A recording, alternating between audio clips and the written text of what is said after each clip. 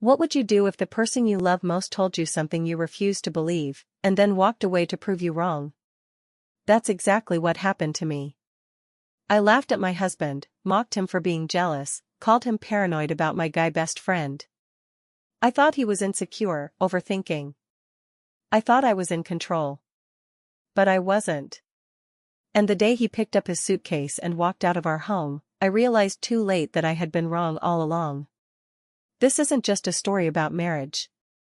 It's a story about pride, blindness, betrayal, and the painful truth I almost learned too late. And once you start listening, you won't want to stop, because what happened next will shock you. So before we dive in, do me a quick favor. If you love true stories filled with twists, emotions, and lessons, make sure to subscribe, like this video, share it with someone who enjoys powerful stories, and hit the bell so you don't miss the next one. Trust me, you'll want to stick around for this. When I married Daniel, I thought I had found my safe place in the world. He was steady, thoughtful, the kind of man who showed love more than he spoke it.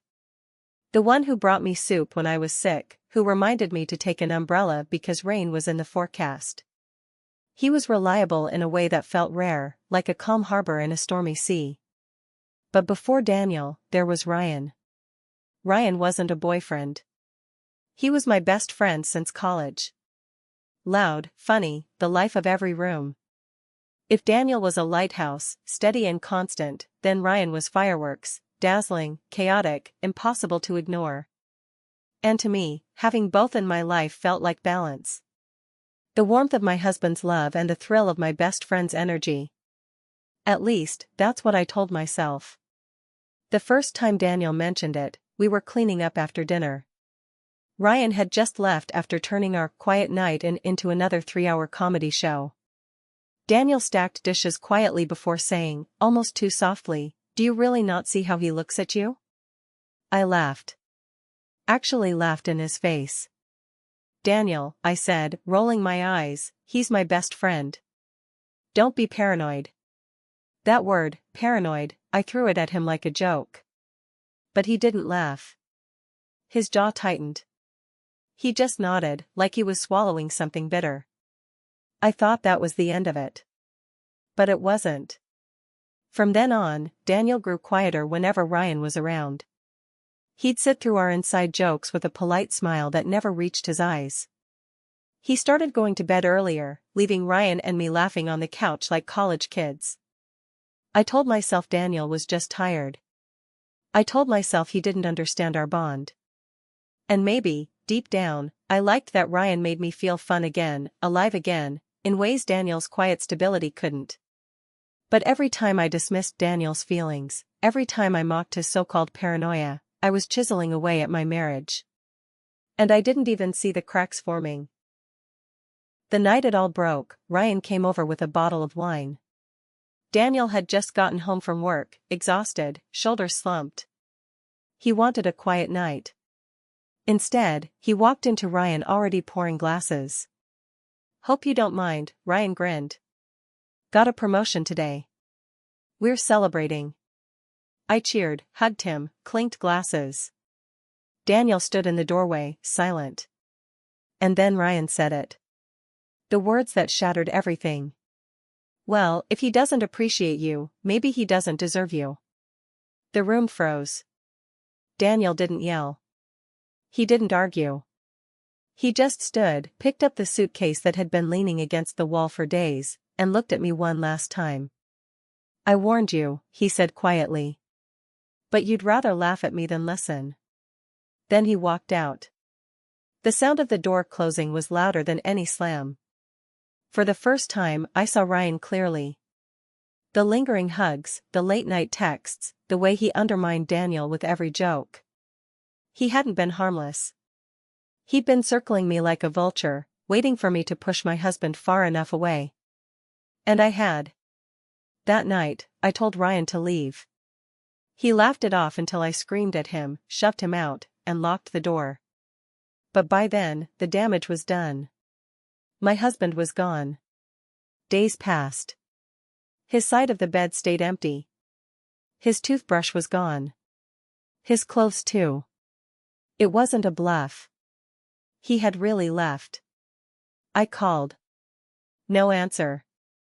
Texted. Nothing. I wrote long apologies that went unread. Finally, I sat down and wrote him a letter. Not a text, not a call, a letter. I poured every truth onto that paper.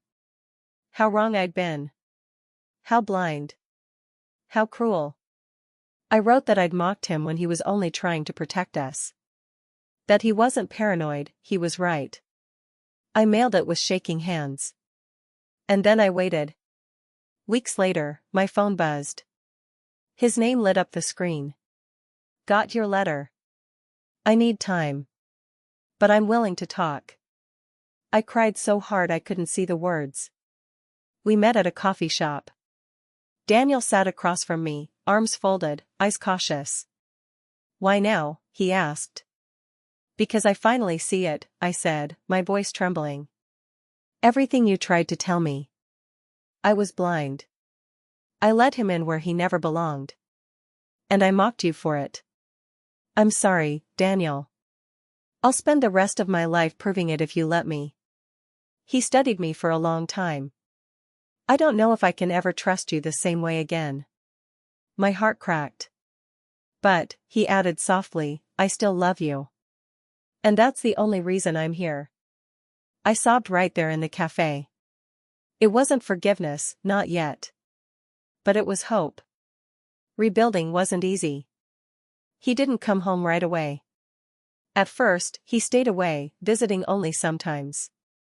When he finally spent the night, it was with a small bag, not a suitcase. Don't read into it, he said. I just wanted to see what it felt like to be home again. He slept on his side of the bed. We didn't touch. But his breathing filled the silence that had haunted me. And for the first time in weeks, I slept without tears. The road back was slow. He questioned everything, where I was, who I was texting, why my phone buzzed. And instead of snapping, I answered. Calmly. Honestly. Because trust isn't a gift. It's rebuilt, brick by brick. One night, I asked, do you think we'll ever get back to how we used to be? Daniel thought for a long time. Then he said, no. But maybe not how we used to be. Maybe something stronger. If we try. I nodded, tears in my eyes. Because stronger was more than I deserved. Months passed. Slowly, painfully, but with progress. Ryan never came back. He was a ghost, a mistake, a shadow I would never let near me again. Daniel and I began to laugh again, small, careful laughs at first, then louder, freer.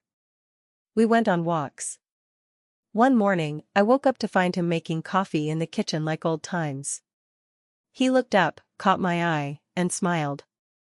A real smile. And in that moment, I knew, I had nearly lost everything. But maybe, just maybe, love was stronger than pride. Because here's the truth. I thought my husband was paranoid about my guy best friend. But he proved me wrong. And I will spend the rest of my life making sure he never has to prove it again. If you stayed with me through this story, thank you. And if you want more stories with twists, lessons, and emotions that hit close to home, don't forget to subscribe, like this video, share it with someone who needs to hear it, and turn on the bell so you never miss the next one. Your support helps keep stories like this alive. Until next time, take care of the people who love you.